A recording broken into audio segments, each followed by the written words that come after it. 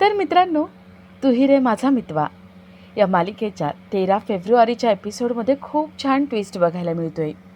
आणि ट्विस्ट असा असणार आहे की ईश्वरी सगळ्या मीडियासमोर जे घोषणाबाजी करायला आले त्या सगळ्या लोकांसमोर अर्णवची बाजू मांडते. आणि अर्णव फक्त आपल्या ऑफिसमधल्या महिला कर्मचाऱ्यांचा विचार करत नाही, तर त्या बाहेर जाऊन तो अनाथ मुलांसाठी काय काय करतो हे सुद्धा सांगते.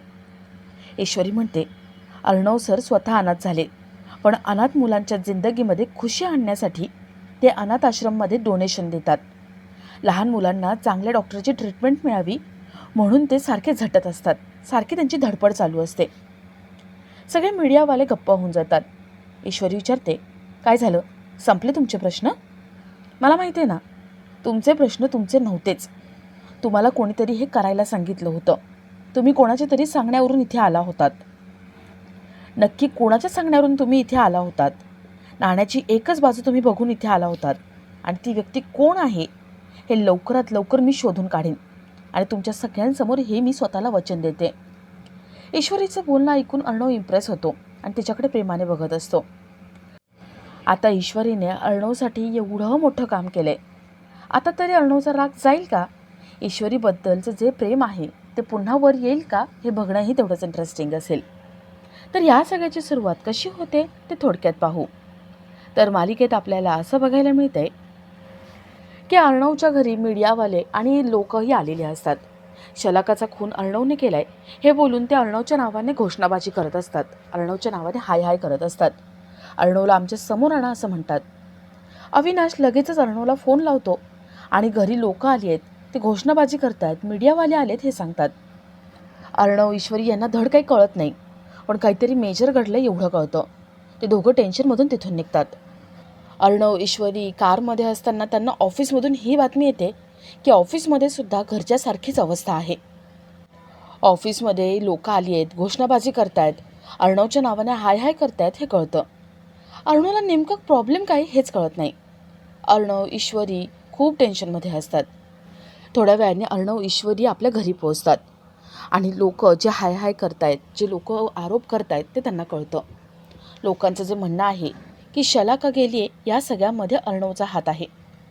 अर्णव म्हणतो, माझ्यावर घाणेरडे आरोप करू नका, मी काहीही केलेलं नाही आहे. माझा आणि शलाकाचा काहीही संबंध नव्हता, ती फक्त माझ्या ऑफिसमध्ये काम करत होती. मीडियावाले ते आलेले लोक कोणीच विश्वास ठेवायला तयार नसतं. ते पुन्हा पुन्हा अर्णववरती घाणेरडे आरोप लावतात आणि त्याच्या नावाने हाय हाय करतात. ईश्वरी थोडा विचार करते आणि बाजूला येते. ईश्वरी ऑफिसमध्ये फोन लावते आणि शेरक्यांना सांगते की महिलांसाठी जे रूल बुक आहे ते पाठवून द्या आणि त्यासोबतच ज्या कोणी महिला कर्मचारी आहेत त्यांनासुद्धा पाठवून द्या. ईश्वरी अनाथ आश्रममध्ये फोन लावते आणि अनाथ आश्रममधल्या काही ऑफिसर्सला पाठवायला सांगते. तर राकेशला हाच चान्स मिळतो. अर्णव ईश्वरी घरातले सगळे बाहेर आहेत तोपर्यंत राकेश अर्णव ईश्वरी यांच्या रूममध्ये जातो. तो रूममधलं सगळं सामान अस्ताव्यस्त फेकून देतो आणि सगळीकडे मोबाईल आणि फाईल शोधतो. पण राकेशला मोबाईल फाईल कुठेच सापडत नाही. राकेश पुन्हा पुन्हा त्या रूमची झडती घेतो पण त्याला काहीच सापडत नाही. राकेश मनात म्हणतो, कुठे गेलं असेल सगळं? आता जर का मोबाईल सापडला नाही तर माझी वाट लागेल. त्या अर्णव ईश्वरीला नको सापडायला, काय करू काय मी? राकेश रडकुंडीला आलेला असतो. तर इथे अर्णवच्या नावाने सगळे खाली घोषणाबाजी करत असतात. एक बाई हाताला काळं फासते आणि अर्णवच्या तोंडाला काळं फासणार असते. ईश्वरी त्या बाईचा हात धरते, तिला लांब ढकलते. ईश्वरी त्या बाईला मोठ्याने ओरडते आणि सांगते की अर्णव सरांना हात जरी लावलात ना तर खबरदार, गाठ माझ्याशी आहे. ईश्वरी अर्णवची चांगली बाजू मांडते. अर्णव किती चांगला आहे, त्याने ऑफिसमध्ये बायकांसाठी किती छान रूल केलेत, अर्णवला बायकांची किती काळजी आहे, त्यांच्या सेफ्टीची किती काळजी आहे, त्यासाठी तो कसे प्रयत्न करतो हे सगळं ईश्वरी मीडियावाल्यांना सांगते. अर्णवच्या ऑफिसमधल्या महिला कर्मचारीसुद्धा आलेल्या असतात. त्यासुद्धा अर्णव किती चांगला आहे, त्यांच्या सेफ्टीची किती काळजी घेतो, अर्णवने बायकांसाठी किती चांगले नियम बनवलेत याबद्दल सांगतात.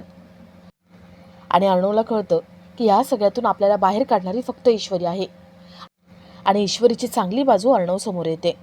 अर्णव प्रेमाने तिच्याकडे बघत राहतो आणि आपला आजचा हा भाग इथेच संपतो.